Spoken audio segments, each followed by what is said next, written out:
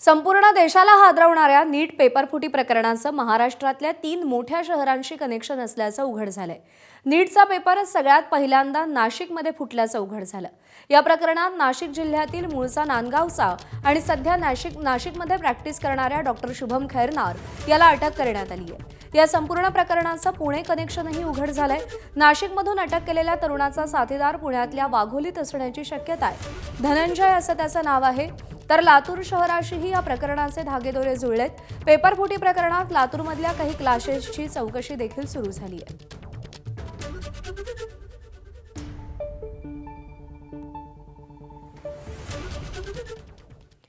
नीट पेपरफुटी प्रकरणातील संशयित शुभम खैरनारला सीबीआयनं नाशिक पोलिसांकडून ताब्यात घेतलंय।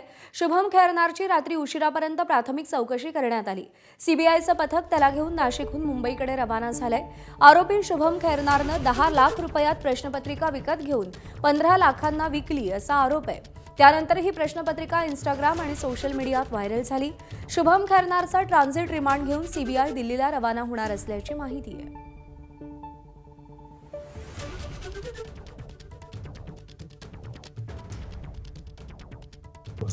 त्याचा काही हात नसावा, कारण त्याला दर महिन्याला आपण इथनंच पैसे पाठवायचो आणि तसं दर महिन्याला तो दररोज त्याचा फोन व्हायचाच। आज प्रॅक्टिसला आहे, हॉस्पिटलला आहे आणि तो नाशिकमध्येच असल्या कारणाने बाहेरचा त्याचा काही संबंध नव्हता। तो असं काही करू शकत नाही, कारण तो ज्यावेळेस आपण त्याला संपर्क करायचो तो नाशिकला प्रॅक्टिसला असायचा, हॉस्पिटलला, किंवा मग सायंकाळी घरी असायचा। त्याच्यामुळे त्याचा ह्या प्रकरणाशी काही संबंध असू शकत नाही। दरम्यान नीट पेपरफुटीचे धागेदोरे आता पुण्यापर्यंत सुद्धा पोहोचण्याची शक्यता आहे। पेपरफुटी प्रकरणातील एक संशयित पुण्यातला असल्याची शक्यता वर्तवली जाते। नाशिकमधून अटक केलेला संशयित शुभम खैरनारचा एक सहकारी पुण्यात असल्याची शक्यता आहे। वाघोली आणि नगर रोड परिसरात हा संशयित असल्याची शक्यता वर्तवली जाते। संशयिताचा पुणे पोलिसांकडून कालपासून शोध सुरू आहे।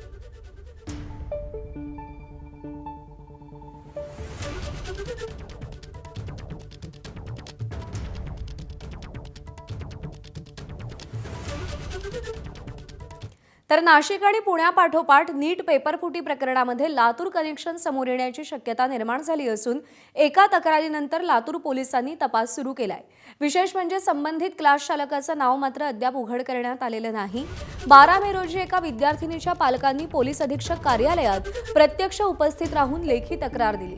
तक्रारीनुसार लातूरमधील एका खासगी क्लासनं नीट परीक्षा होण्यापूर्वी विद्यार्थ्यांना मॉक टेस्ट पेपर दिला होता आणि या पेपरमधले तब्बल 42 प्रश्न हे नीट यूजी 2026च्या प्रत्यक्ष परीक्षेत जसेच्या तसे आल्याचा दावा करण्यात आलाय। या प्रकारामुळे संबंधित क्लासेसचा पेपरफुटी प्रकरणाशी संबंध असण्याची शक्यता तक्रारीत व्यक्त करण्यात आली आहे। प्रकरणाचं गांभीर्य लक्षात घेऊन पोलीस अधीक्षक अमोल तांबे यांनी उपविभागीय पोलीस अधिकारी समीर सिंग साळवे यांना तातडीनं चौकशी करण्याचे आदेश दिले।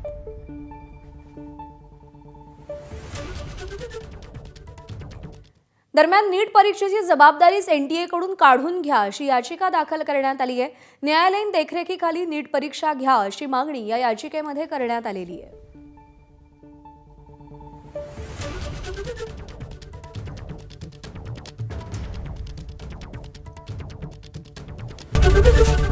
एबीपी माझा, उघडा डोळे बघा नीट।